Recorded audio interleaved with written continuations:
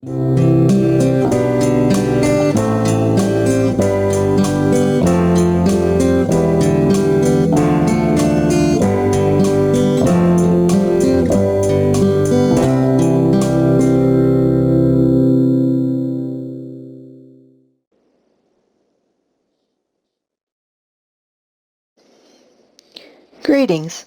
and welcome to compliance training for Tyler Junior College faculty and staff.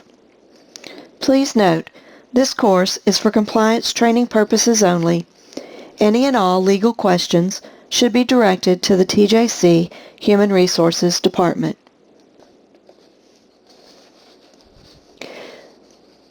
After completing this course, you should understand the purpose of compliance training, recognize the objectives of compliance within the institution, know who must complete compliance training at Tyler Junior College, know how often training is required of TJC employees, know what topics are currently required as part of compliance training, understand the basic concepts of each of the compliance topics, and be able to apply the basics of compliance training to your job responsibilities. What is compliance? Compliance training is required of all employees of Tyler Junior College in order to maintain the college's strong reputation for and deep commitment to doing things right. Adherence to compliance-related policies assures a productive workplace and learning environment. Compliance at the individual level is knowing and doing what is right in conducting Tyler Junior College business. Every employee must exhibit ethical conduct as it applies to their job responsibilities. At the institutional level, compliance is applying sound management practices in conducting college business to achieve our organizational goals and objectives while maintaining the highest standards of ethics. Compliance also involves accurately identifying what campus risks exist and ensuring that campus resources are allocated in such a manner that provides reasonable assurance to executive management that the college's most damaging risks are adequately controlled. The overarching goal of compliance? Risk management. Non-compliance threatens the institution and its mission. Time, talent, and financial resources redirected to complaints filed, investigating the circumstances of such complaints, and possible resulting litigation all distract from the true mission of the institution. Training employees and students helps maintain a productive environment in which to work and learn.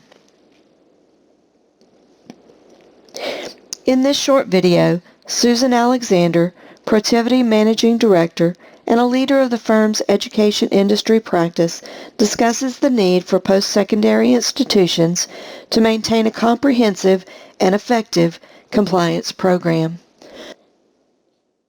Higher ed is really an industry that is very unique in that it has such a myriad of different areas that compliance relates to. Where there's a single line of business, you can really just worry about maybe one set of compliance rules. But again, in higher ed, you've got financial aid, you've got potentially NCAA or athletics compliance, you've got, if you're a medical institution, you have to worry about healthcare compliance, you have to worry about data privacy, data security, environmental health and safety. So a wide variety of compliance issues. So it's very somewhat decentralized, and you've got a variety of constituents as well. You've got faculty, and they have a stake in the game. You've got student athletes, you've got employees, you've got the Board of Regents or Board of Directors. And so there's a lot of people that are involved in it. And so it's very important to be on top of compliance issues to make sure that there's a full understanding of what is necessary and that you embed that within the organization. So there's several things that an organization should be thinking about when they're developing a compliance program. One of the main key areas is ensuring that there's an appropriate tone at the top so that people are talking about compliance issues on a real-time basis, and that if there is something that comes up, it's not a firefighting exercise afterwards, that they're talking about it real time. Another thing that's very important is to try to embed independence within the compliance structure so that there is an independent body that compliance person needs to report to so that compliance issues are elevated to the right level of the organization, so they're not just kind of swept under the rug. If you don't have the independent reporting body in there, it can be very easy for that to happen.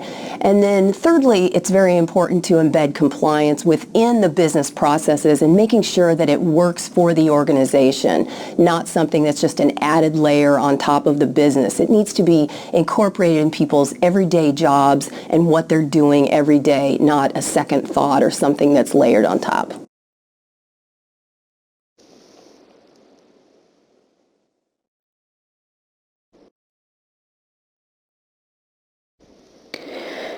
New employees are to complete initial compliance training during their first 6 months of employment.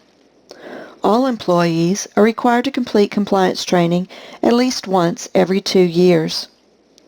Face-to-face compliance sessions are offered in April, August, and December.